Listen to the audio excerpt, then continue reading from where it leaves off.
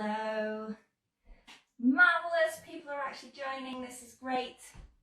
I mean, I would happily just talk to myself if needed, but it is always helpful if there's someone there.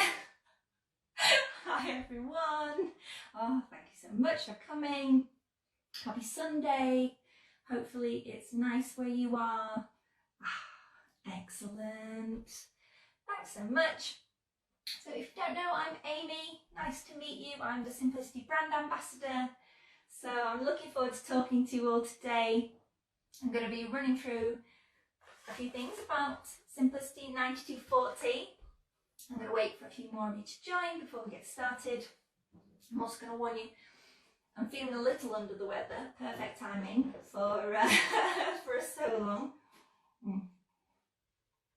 little bit of water will help. But yeah, I'm carrying on, but if my voice breaks in the middle of this, you'll understand why. Oh, thank you so much. Hi everyone. Thank you for joining. I don't think we've got any comments yet. Hopefully you can hear me okay. Loads of you. Lovely, lovely, lovely.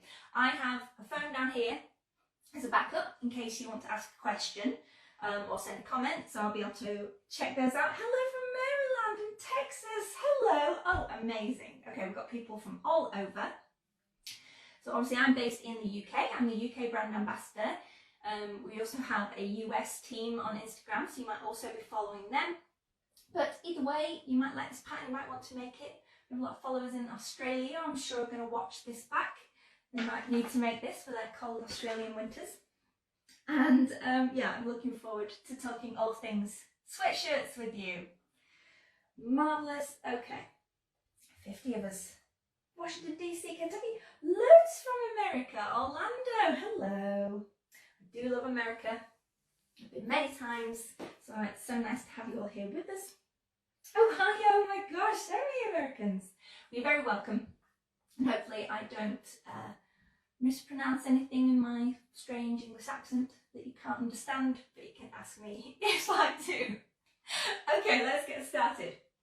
So today we're looking at Simplicity 9240. This is a unisex sweatshirt, so it's got a great range of sizes. It's all in one pattern envelope. And hopefully you can see we've got the sweatshirt version and then there's a hoodie. Today we're just going to talk about the sweatshirt, but once you've learned all the tips and tricks, you can easily go away and make the hoodie version instead. So as I mentioned, it's multi-sized, a great range of sizing. It's in size bands, so that's S, M, L, you know, those letter sizings, and they generally cover 2 sizes in each band. It's very slouchy, loose fit, which, you know, is a bit easier to fit, but they might still encounter some fit issues, so we'll talk about those. And I just want to say this is a great pattern for beginners. A raglan sweatshirt is, you know, so easy to construct. People sometimes get a bit scared about raglans and scared about knits, which you don't need to be. We're going to talk through how to master them, but I just think this would be a great beginner pattern. Or if you've just got an overlocker, it would be the great first project to try out your new baby. You don't need an overlocker to make this pattern, so I'm not going to use my overlocker throughout, but we can talk about overlocking tips and things like that. But yes, you can construct it all on your machine, and knits are very easy to handle. They don't fray, so that's another reason that they're great for the beginners. And yeah, I'm really excited. Let's have a quick check. Gosh, loads of you now. Loads of people joining. Oh, from Norway, Colombia. Amazing. Thank you so much for being here. Hopefully you haven't missed too much. So we're talking about our pattern. The pattern comes in multi-sizing, and you're going to want to first figure out what size you think you are. So there's 2 ways to do this. One, on the back of your envelope on your little flap. These are Simplicity's guides for what we think each size falls into. So you'd have to know your body measurements. That's not too hard to get hold of, and we've got a guide on our website if you're interested. And you're going to check your body measurements, and we will give you a recommended size for what we think is the perfect amount of ease of wearing your jumper.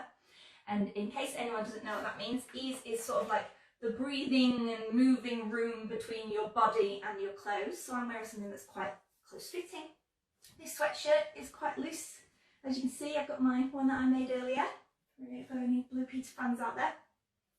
And yeah, you're going to pick the perfect amount of gap between the two. We have done that for you but with those size charts, the measurement charts. But if you're particular, you can also pick the perfect size yourself. That's the beauty of sewing. So one of the best ways to do this, I always recommend, is you get a tape measure, you're going to pull it round your body, and you're going to use the finished garment measurement that's printed on the back of the pattern, and you're going to set your tape measure to what you think is the size you might want to make. And you've made like a little loop, if you hold it with your thumb, and then you can see, it's like a hula hoop. Does that fit nicely? Has it got enough give for you? Has it got too much give? You could try the next size down. And you're going to figure out what size you want to make that's your personal choice. So you've got two options there. You've either got go with what the pattern company recommends or choose your own. And that's, yeah, like I say, the wonderful thing about sewing, it's completely up to you.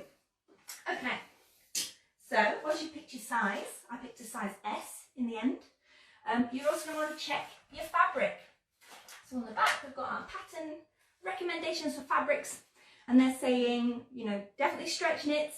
Don't try and make something that won't stretch or you won't get it over your head. There's no fastenings or, you know, button loops or zips to help you get in and out of it. And you can pick sweatshirt fleece like I did, and this is what you'll see with the lovely furry underside. Or you could pick Ponte Roma, something like a double knit for something a little bit lighter. Or you could pick a French terry, that's got a lovely loop back, something nice and cosy. But it definitely needs to stretch, or like I say, you won't get it on over your head. Now, how are you going to be able to tell? Maybe you haven't noticed, on the backs of our envelopes we have the pick a knit rule, and this is going to help you find the perfect stretch knit. And it's got a little black bar and then a little white extension. What you do, you're going to hold the raw edge of your chosen fabric. You can take it into the fabric shop even and just check while no one's watching. You're going to hold the raw edge against one end of the roll, and then you're going to place your finger at the point of the end of the black, and then you're going to pull that fabric to make sure it stretches to the white end of your guide. And if it can stretch there, it means it's got the perfect amount of stretch for the project. What a relief, you haven't bought the wrong thing. You can wander around the fabric shop, pick something else, or if you've got a few different things in your stash, you can work out which one you'd like to use. Whew. Okay, I can see more people joining. We're up to 60 of you, my goodness. Nobody's asking any questions yet, so hopefully I'm making sense. If I'm not, please correct me. But I'm trying to whiz through, but not go too fast. Instagram lets you go live for an hour. If we're really struggling and we're at a critical point, we'll probably end the stream and then just quickly restart it to finish off. But hopefully we can do everything all within 1 hour. Hello everyone who's just joined. So we've talked about picking your size and we've talked about picking your fabric. Another point about picking your fabric is that you might like to choose contrast cuffing and contrast bands. So you could pick the exact same fabric in a different colour, or you can just keep using your same fabric as you are and have complementary bands. Or you can try and find, as I have, you might not actually notice, but this is the perfect colour match ribbing. And ribbing fabric has little troughs in the fabric. It's extremely stretchy and has great stretch recovery. So it works really well on those areas where you're getting into your garment, so around the neckband, on the cuffs. You'll stretch it to get it on over your head and then it'll snap back into place. So if you can find one in the perfect matching colour, that's really nice. You can also find really cool ones with stripes or frills. So if you search for different ribbings online, you might find something really exciting. Okay, so obviously I've got my version I made earlier. I have excess fabric, so I'm going to make another lilac one because it had some runs in the fabric, so don't be surprised if you see me making an identical sweatshirt. This is just for demonstration purposes. I've got my real one all finished and I've been happily wearing it. I'm not wearing it on camera now because I would absolutely melt. Talking to people makes me quite warm, so we'll just push her out of the way for now.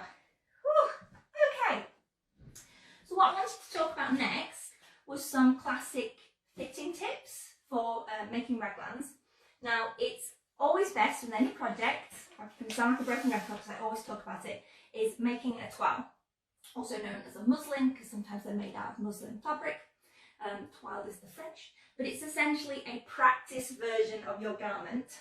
I made one in this delightful green. It looks a bit like an 80s workout sweater. Hopefully you can see that, because there's no point making the whole thing.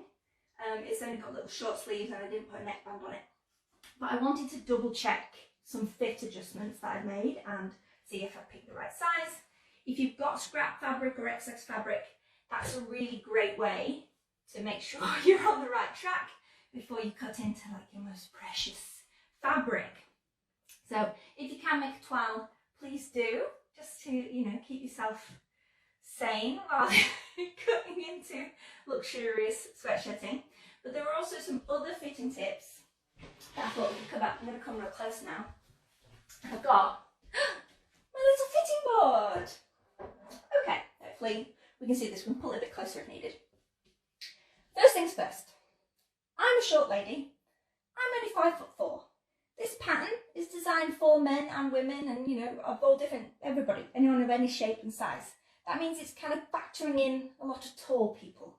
So something I definitely need to do, and maybe you might want to do, is going to remove some length. I haven't shown removing length from the lower portion because that's nice and easy. You've probably all done that before. But removing length from a raglan, you've got to factor in that you're going to remove it from the front, the back and the sleeve. So you're going to find a point, you're going to draw a line, you're going to measure up from your armhole, draw a line across your sleeve, draw a line across your other bodice piece, and then you're going to cut and move down the amount that you need, and then you're going to redraw your armhole seam, the cutting line there, and you want to make sure that whatever you move down on one piece, you move down the equivalent on the next piece. And you're going to want to make sure that when you redraw your seam lines, that they're the exact same length on the front armhole and the front armhole of the sleeve and the back armhole and the back armhole of the back bodice. You're going to want to make sure that you end up with something that's going to match up, but then you're not going to end up with loads of excess fabric because it's too big for you. It should then be the length that you need. So that one was quite nice and straightforward. Add a line, cut and move down. Okay, one fitting tip, done. The next one is the one I get asked about the most. How do you do a full bust adjustment on a pattern without a knit, and then it's a raglan as well, so do I need to factor anything else in? Okay, it's all fine. Just because there's a dart there and a woven, it does make it a bit easier. You can move the fullness around and hide things in a dart, but it doesn't mean you can't do it on a knit pattern. Okay, we'll come a bit closer, hopefully, and then we'll shimmy. So we've got our front bodice piece here, and the thing you're going to want to do is figure out roughly where your apex is. Maybe I'll go a bit higher. And you can do this by just literally laying the pattern piece over your chest and marking it with pen, because that's going to be the point where we figure out how to add in all the extra fullness. If it's a little bit off, don't worry too much. You're just making space in the right area. So you're going to mark that point.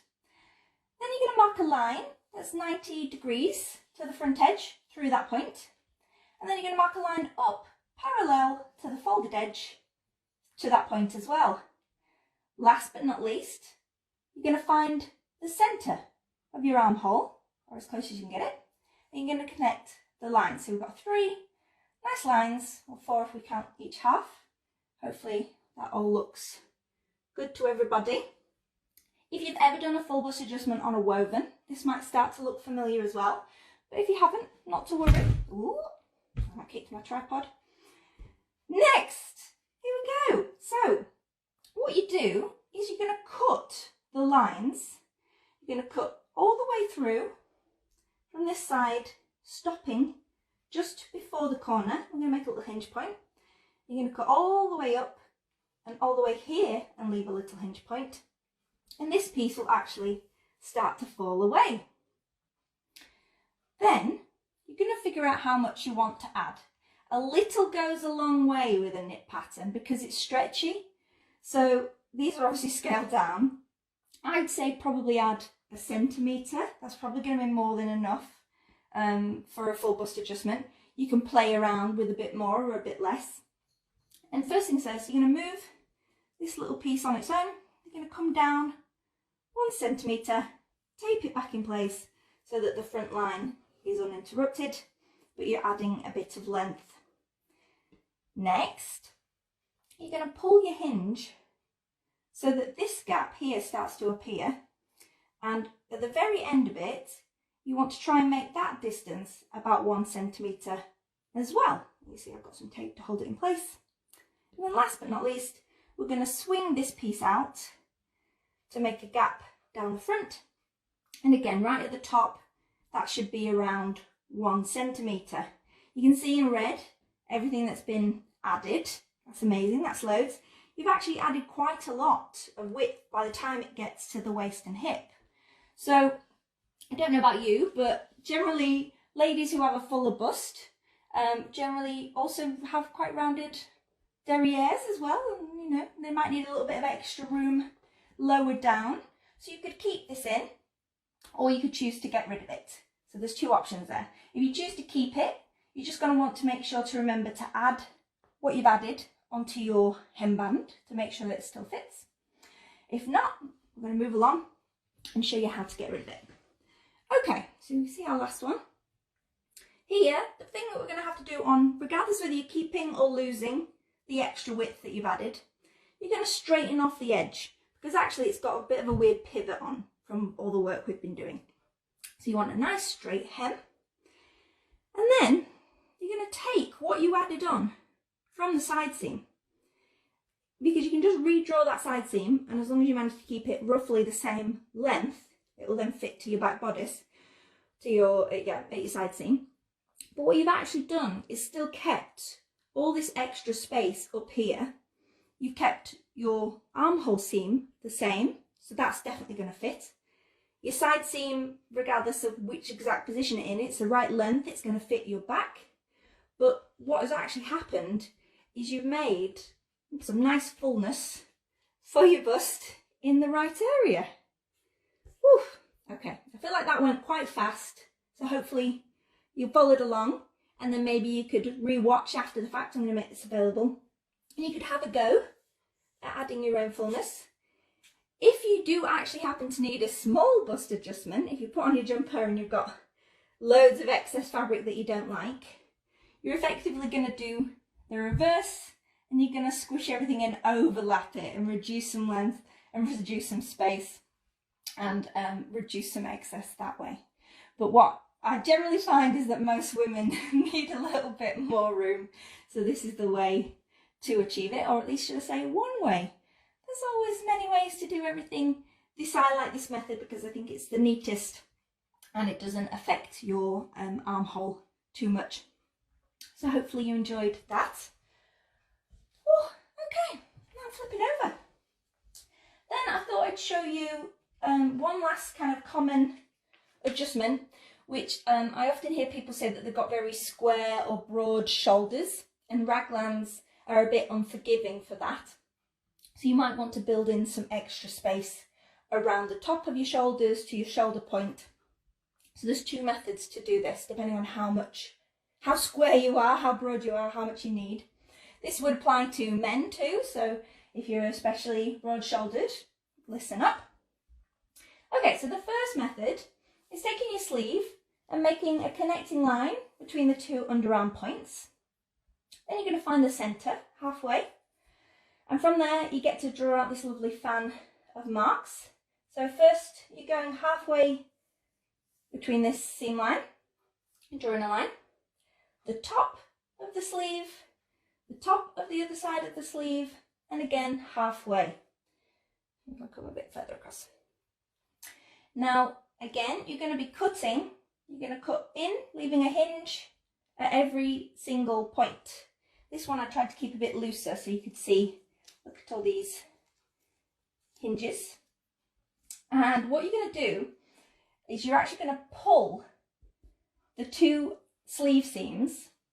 You can see they're a slightly different shape, and as you pull them, these two quadrants are going to move up and underneath. You see how they're overlapping? Hopefully. And in red, in shading, you can see we've added some height here and some width here without changing the length of the armhole, but just the shape of it ever so slightly. And that's going to give you more room in what would be the shoulder cap on a traditional shoulder. You're actually building in a bit more room and length to navigate over your shoulder. If you've actually got really broad shoulders, you might be better off adding a dart. I know that some people don't like wearing darts on a jumper, but it's the best way to sort of turn the corner around your shoulder and get the fit that you want. So what you can do, you're going to look at just the upper cap area, so about halfway again. My line's a bit higher. And you're going to draw across at 90 degrees to the grain line. And then you're going to draw from the centre notch of your sleeve down. And then you're going to cut in, you're going to make a hinge here, and then you're going to push up, and your top of your sleeve is actually going to start popping open, and that's the space your dart's going to take up. So when you close that dart again, you'll get the lovely curve of the sleeve head to fit into your bodice, but you're going to create a really nice angle. You've got extra space and a dart to navigate round an especially broad shoulder. Oof. Okay. Then I just got one extra little tip from me. I'm a very short lady. I don't have a very big neck, very short, like short neck rather than wide neck. So I've actually taken some length out of the neckband. You can see I made a little fold in the centre, keeping all my notches and point marks intact, but I've reduced some width just to make a neater, thinner neckband. So you might want to consider that. You know, bigger for a bigger size and smaller for a smaller size. Something to consider. You might like it just as it is on the pattern envelope. Okay, that was a lot of talking about fit. Hopefully you found that interesting and enjoyable. Let me sit back down, have a quick slurp of water. Everyone's watching and happily following along. No questions. Good, good, good. Must be all going to plan. Yeah. This is my Kath Kidson Rick Rack mug that I enjoy drinking from while sewing. Okay, so we talked a lot about fit there. The wonderful thing about fit is there's, like I said, a few different ways to try things. You might have different fitting books that tell you slightly different methods. These were just some that translate really easily on a quick live demo. You might want to go a bit more in depth and look into narrow shoulders and different length options and reducing width from the back or sway back adjustments, and there's lots more we could get stuck into. I could talk all day about fit, but then you'd be stuck on here for hours with me. So we'll try that another day. Oh, lots of waves. Hi everybody. Is that a question? Oh, I saw something pop up. Thank you, fit is my weakness. I've even started reading sewing books. Are you reading them before bed? That's quite fun. Yeah, fit. It's one of those strange things. Sewing skills can just skyrocket. You can make a couple of projects and suddenly you can handle all these different construction techniques. But nailing fit, that's kind of like a lifelong passion. You can be constantly tweaking. That's why I love making toiles, because you really just, it takes the pressure off. You know that you're really just focusing on fit, and you can really nail it, hopefully, with these tips. If there's something you'd definitely like to learn in the future, please let me know, send me a message. I definitely want to do a video tutorial on full and small busts for regular woven garments, and we talk all about hiding things in darts. But for now, let's talk about sweatshirts again and talk about sewing a raglan. So you might have gotten the sense from the fitting of how it all comes together. If not, essentially you've got your seams at the armholes that way So that's there, you don't have to set a full circle into another small circle, which can be quite off-putting for beginners. There are definitely some tips and tricks I'd love to share for regular armholes on another video. But for raglans, I think that's why I love teaching raglan sweatshirts and t-shirt patterns, raglan dresses will come together so quickly.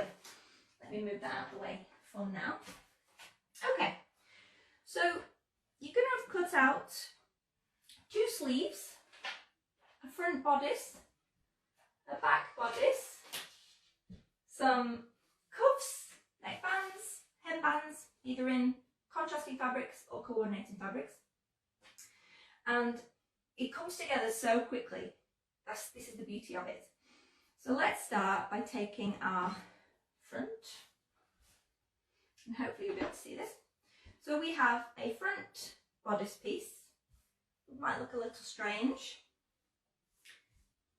I've got my front armhole markings to remind me it's the front bodice, but it's also got a slightly lower neckline in case you're mistaken. And then I've also got the centre front marked, because that'll come in handy later. And what you're going to do, doing this upside down is going to be great fun. We're going to take a sleeve and we're going to find the front armhole marking on our sleeve, and so then we're going to match up the 2 curves. If you're working with especially bulky fabric, you might find these quite handy. These are called wonder clips or binding clips. They're traditionally used in quilting, but they are great for jean making or sweatshirt making. They're great for using with an overlocker as well, because they don't extend very far, but they have a tight grip. So as you approach your overlocker, you don't have to worry about getting the pins out the way, quick. You can easily grab a nice chunky wonder pin, a wonder clip, and get it out the way in time. We're going to pick up the pace. We're going to clip until that matches. Once I've done, it makes like a little angel wing. Hopefully you can see that if I lift that out of the way. Oh, magic. And then we're just going to repeat with this other sleeve. So if you've done it right and you've cut out correct mirror pairs, our front marking is now on this side, and we can match the armhole over here.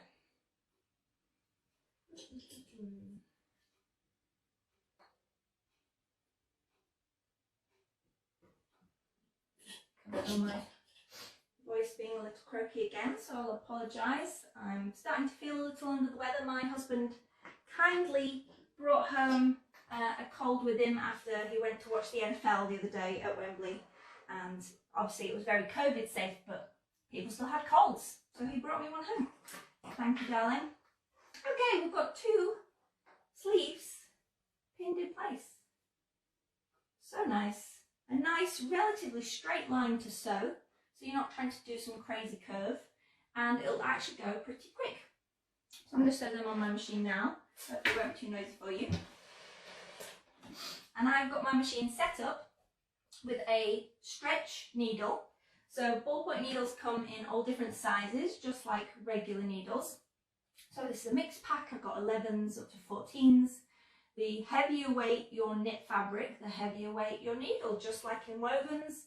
So I'm going to go with a 14 for this, or a 90, as you might know it in other parts of the world. I also have Janome make these kind of cool purple tips, they call them, purple tip stretch needles. So again, they're really helpful. I've got a pack of them. They're all 14s. But yeah, you don't want to use a regular needle. You could probably get away with a universal, if you have seen those before. They're kind of a slightly blunted tip that work for both wovens and stretch fabrics. So I've got that already in my machine. And then I'm setting my machine to a zigzag stitch, and I'm going for 3 wide and 2 tall. That's slightly wider than you might choose for a t-shirt pattern, because this is a heavier knit fabric, so you kind of increase depending on the weight of your fabric as well. If you were overlocking, you would just be able to go straight in, match your raw edge with the 5/8 of an inch marking on your overlocker, and let the blade cut off any excess fabric, and it will create the perfect stitch that matches a 1.5 centimetre seam allowance or 5/8 of an inch. So that's why it's so wonderful, because suddenly you've finished it and sewn the seam all in one go. Quite handy. But you don't have to have one, don't worry. We're going to just do it on our machine. Move the cup out of the way. And hopefully it all goes to plan. Come on, baby.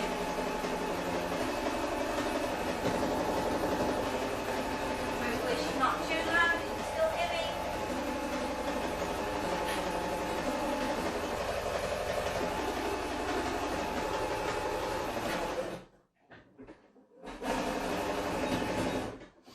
One down. Now, I like to do what's called chain stitching, which you can do on either an overlocker or a regular sewing machine. Is instead of stopping, clipping, moving over, starting again, you just leave your threads attached, manoeuvre your next seam into place and start sewing. And then at the end, you can clip all the seams that you need. It's a bit more helpful if you've got a short and sewing time. You can find little ways to sneak in some time-saving tips. On an overlocker, definitely it works really well because you're not back stitching because the seam is so secure. The multi-thread overlocking.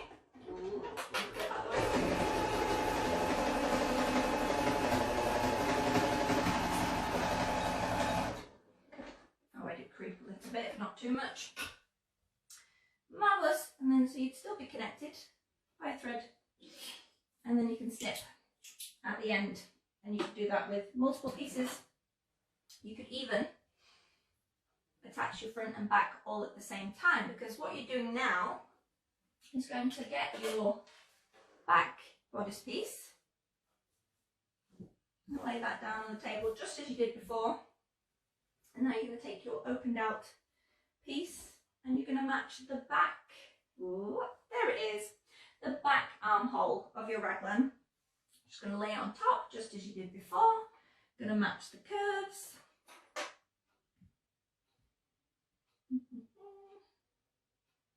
Matching that top of the sleeve where the flat part meets to match your seam allowance.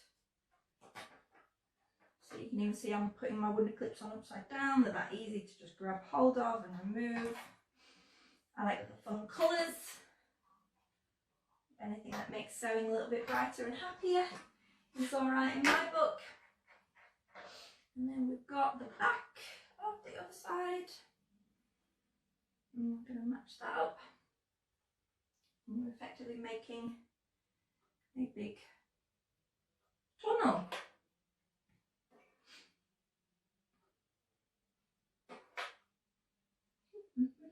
Oh, I used all my wooden clips. Too many. That's the other thing I like about wooden clips, is because they're so strong, you don't need as many. You can make them more evenly distributed, them pins. I mean, obviously when I was a beginner I used to use 1,000 pins and pin real close together. There must be one. Is there one more? No, I'll wing it, but I wouldn't, in neither word I'll pin that gap as well. And we're just going to repeat the process. We'll take that off there.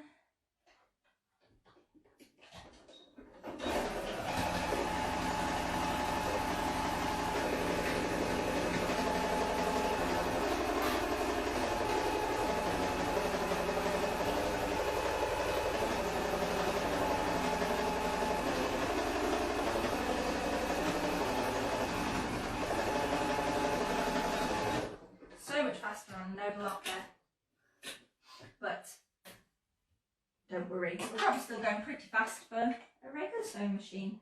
I do have a reputation as a very speedy sewer. Some people like to slow down and enjoy the process. Take that along. Oh, I'm getting a little bit bulky. There we go.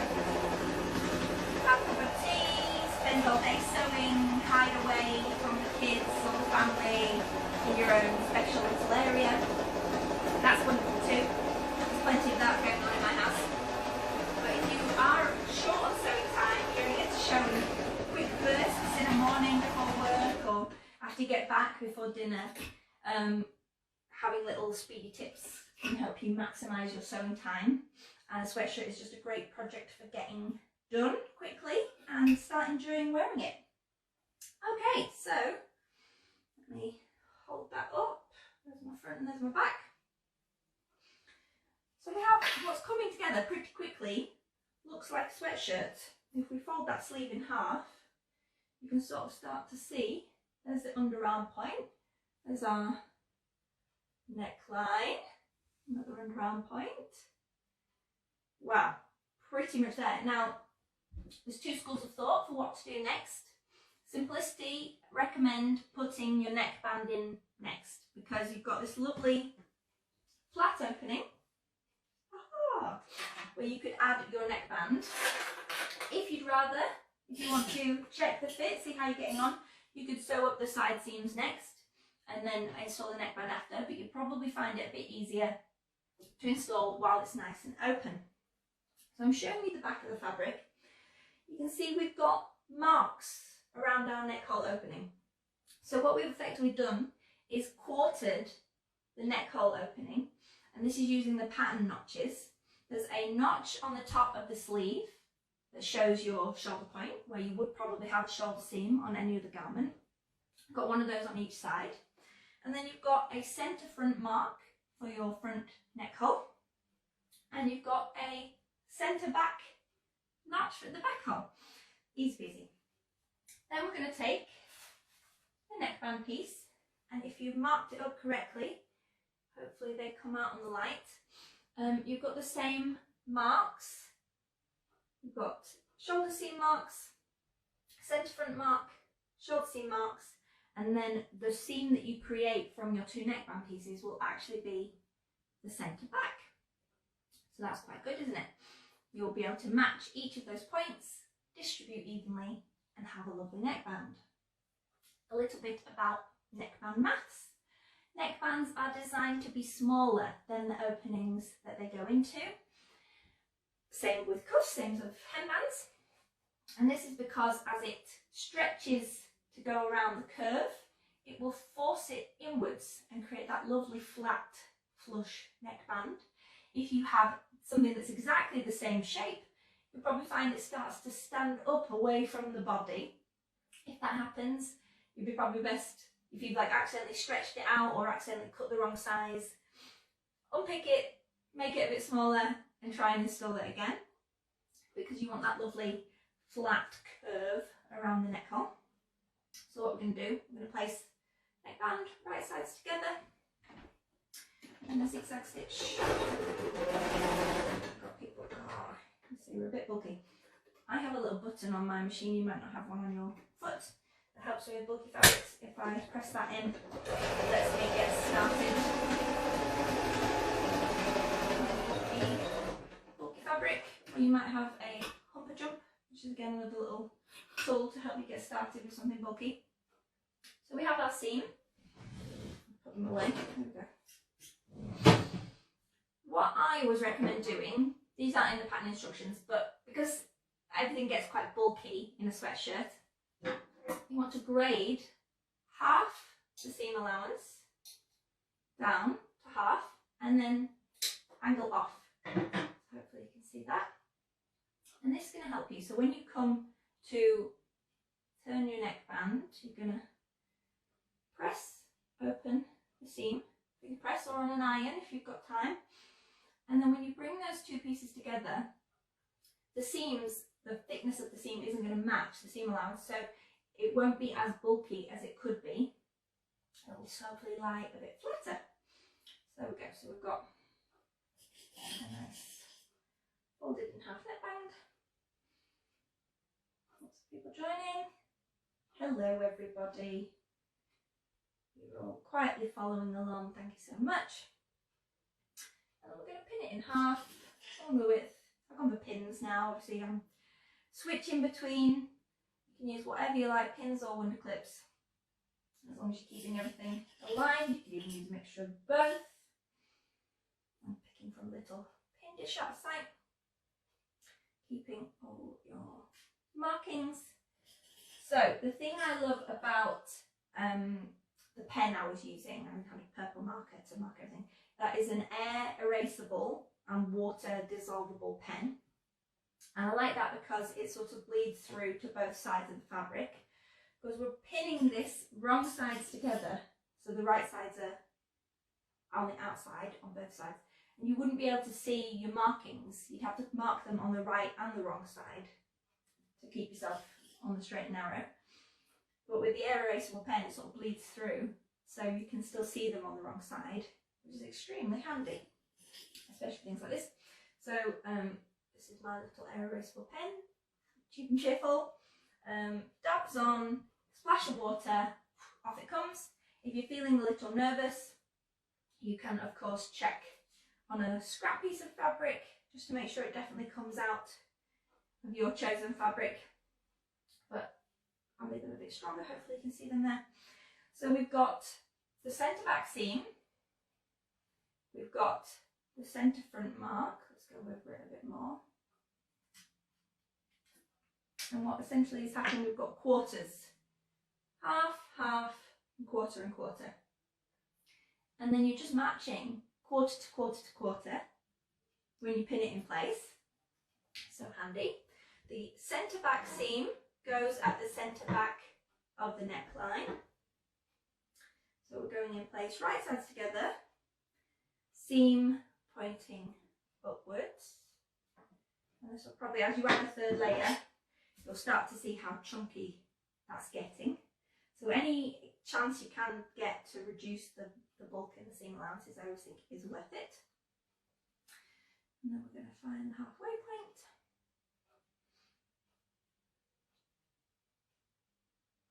And again, you can see we haven't stopped, we haven't finished the seam allowance. If you're a beginner, again, this is why it's so fantastic. It doesn't fray, so you don't have to finish it if you don't want to. We can talk about options for what you might like to do after, if you want to make it look a little neater on the inside. But you can literally just move on to the next step if you like, adding your neckband without finishing anything. So I pinned the quarter points, the two shoulder seam points, the front and the back. Now, there's two methods that you can either pin, pin, pin, pin and go pin crazy and stretch the band ever so slightly until it fits the opening and then add lots of pins, or you can let your machine, your overlocker, your sewing machine do the hard work for you. Let's say we'll just pin one part and then talk through the other. Now, a rule for any kind of sewing, whatever is your trickiest layer should go nearest your feed dogs. I don't know if you knew that. So if you've got gathering and you're going to attach it to an ungathered piece, your gathering goes on the bottom. If you've got an interfaced placket on a shirt and it's being attached to the front bodice goes nearest the feed dogs. Whatever needs the perfect amount of tension and easing goes towards the feed dogs. So for us, it's that stretchy band at the bottom. It's going to be at the bottom. We're going to put that, the neckband should be at the bottom, and then your foot should come down on top of the back of your garment. That's going to help you keep a nice even stitching all the way around. If you had it the other way, the foot is going to be dragging against your stretchy layer. It can easily get out of control. So you can do it if you like. If you feel like you've got the mastery of it, you can have a go, but just to make things easier, pop it on the bottom. Okay, so we've pinned, we're going to move it into place, and by keeping an eye on the top of your fabric, you're going to make sure that, because it's obviously wanting to shrink itself back down, it's got that great recovery, it's going to want to stay thin, it's going to stay taut. You're going to make sure that as your sweatshirt fabric approaches the machine, that's nice and flat, so underneath it's going to naturally stretch out the ribbing or cuffing to match and and go in smoothly and easily. So there we go, we're off. As I go. So pins are especially helpful at obviously the junctions where the seams cross over, that bulk. Again, you might want to braid there, just to get over the lump. Ay, ay, ay, ay, ay. Noisy.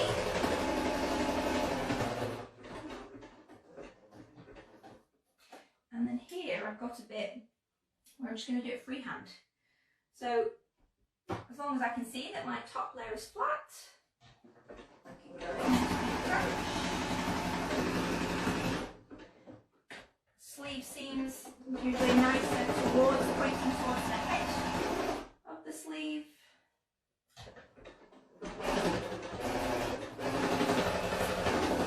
Getting over the centre back there.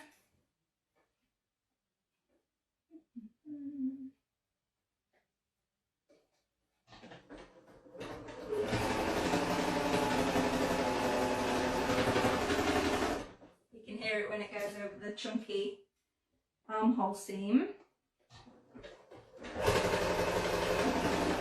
And again, you think that you're going through all these layers, that's another reason you need a slightly bigger needle. A nice thin, narrow needle that you'd use on a bamboo knit t-shirt pattern with lightweight fabric. It's just not going to work on a sweatshirt. There we go. Gone all the way around, and hopefully we'll be able to show any last lingering pins. A little guide there, and we turn it right sides out. We have a neckband, there's our centre back, and it will want to pop in. Now, with the stretch of the fabric that we talked about before, you can see it's sort of pitching inwards. That's going to be great, but all that seam allowance is also trying to like stretch and move, so it's going to be quite pronounced. You can press that flat, you can get at it with an iron. The other thing that you can do, which I like to recommend because I think it's a fun technique to try, is to top stitch it. So you can either top stitch it with a zigzag, just as you constructed, and you would use your foot to just make sure you're an even distance, top stitch all the way around and catch that neckband seam allowance and hold it down. Let's bring my lady back in. Hopefully you can see on here, I've actually used a twin needle. So twin needles are great. These are, again, needles that come in different weights and different sizes. So you can get, where have I put her? Here she is, my little twin needle for stretch fabrics.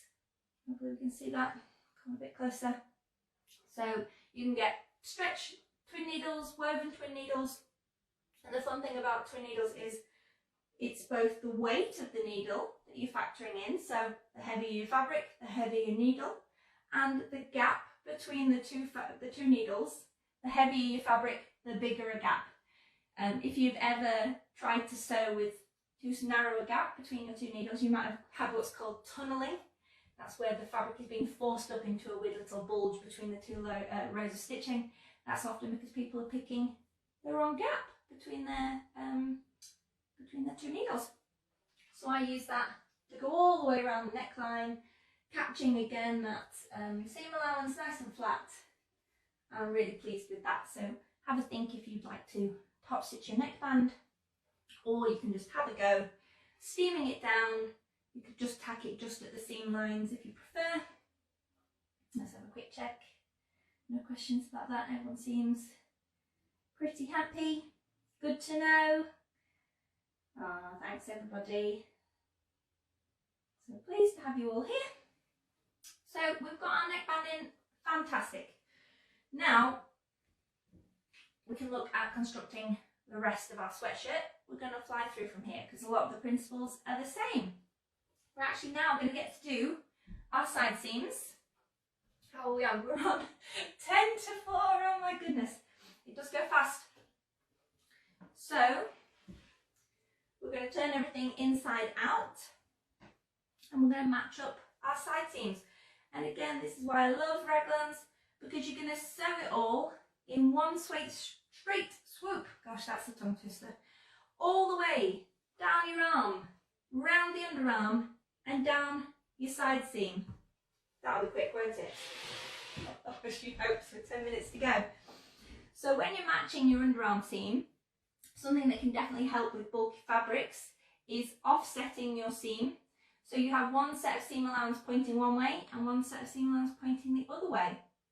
When it comes down to it, when you're wearing a kind of loose fit sweatshirt, you don't really notice that your seam allowance is a little twisted inside. Or you can plan ahead and point them one way and then the other way at the neck hole as well as the underarm point. So you can choose to do that, or you can have a go at trying to get over the bulky bit by grading down the seam allowance to try and make it sit as flat as possible. So we're going to align.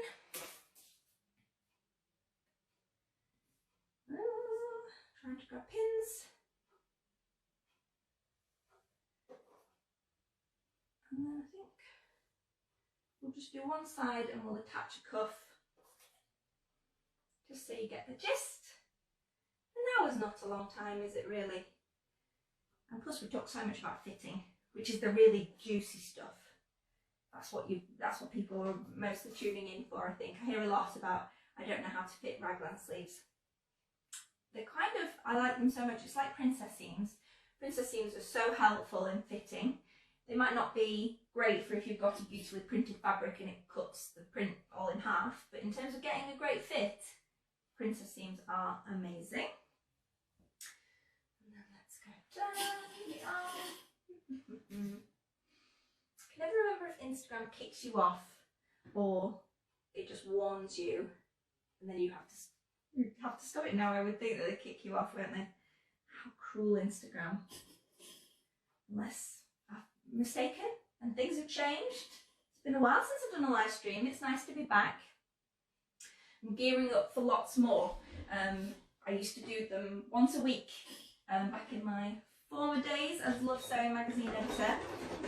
Live stream and show everything about the magazine, that issue, talk about fabric, talk about fit. It was wonderful and I didn't really miss it, so it's nice to be back.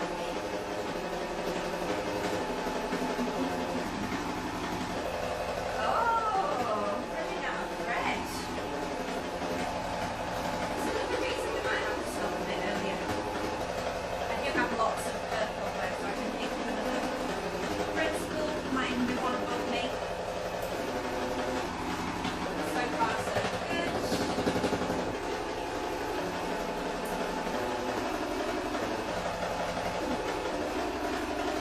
Last chance for questions, possibly. Feel free to share them if you have any. And again, thank you for putting up with my slightly squeaky voice while I've got a cold. Thank goodness it's only a cold.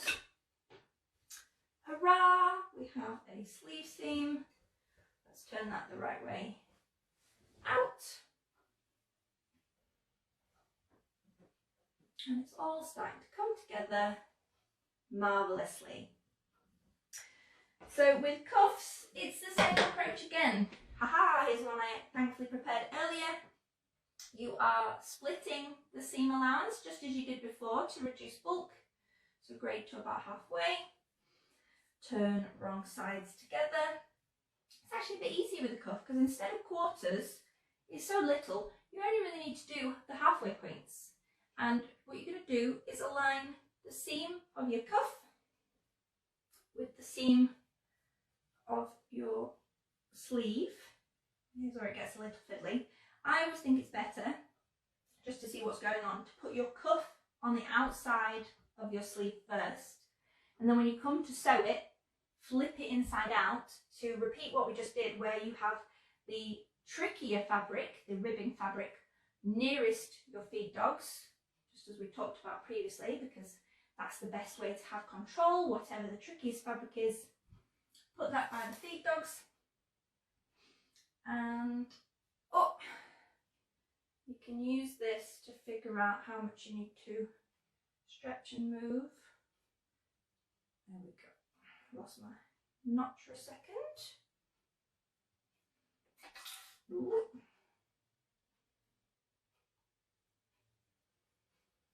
And there's a quick pin. And then you would sew again. Now you don't really need to top stitch the cuff seam allowance, but you could also do that as well if you liked the look of the twin needle stitching, or you like the look of the zigzag stitch top stitching. So we're pinned, and we're going to turn inside out, and we're going to sew. Oh, I really hope I don't get cut off. Yeah, I've got 5 more minutes.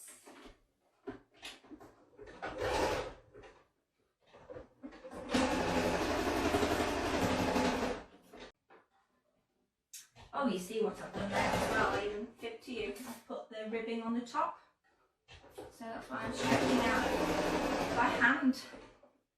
Proof that you can do it. It would have been much easier if I'd had it the other way round with the ribbing on the bottom. There we go. We've got our cuff.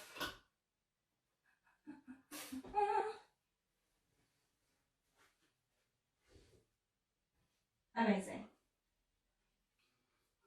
And haven't been kicked off. So, one slightly smaller than armhole cuff, but stretches to fit your arm and then gives a nice snug fit. Oh my goodness.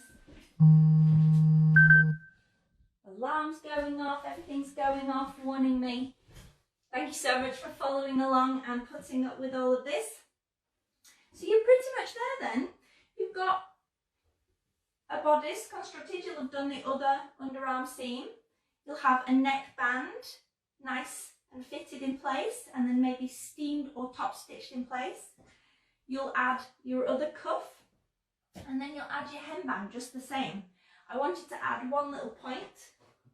I like a little bit of a loose hemband. This is a trick for ladies who I have what is referred to as a full tummy in the pattern fitting world, and I don't like a sweatshirt that hugs my hips and creates a loose fit over my tummy, because it makes me feel a bit bigger than I actually am.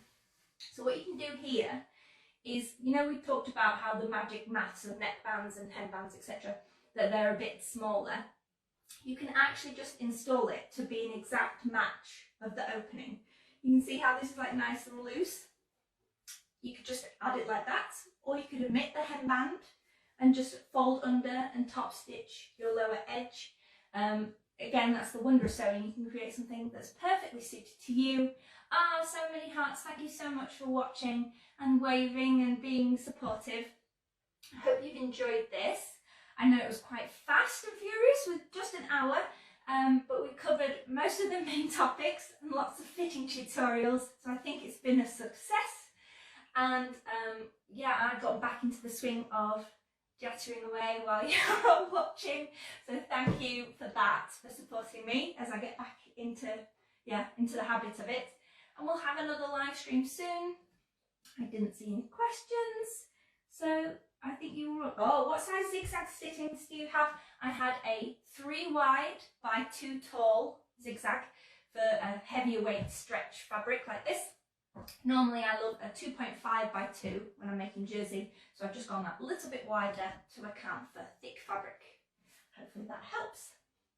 Thanks for the tips, good ideas, good tips. Well, that's music to my ears. Thank you so much. We're probably going to get kicked off soon, so I'll end it there.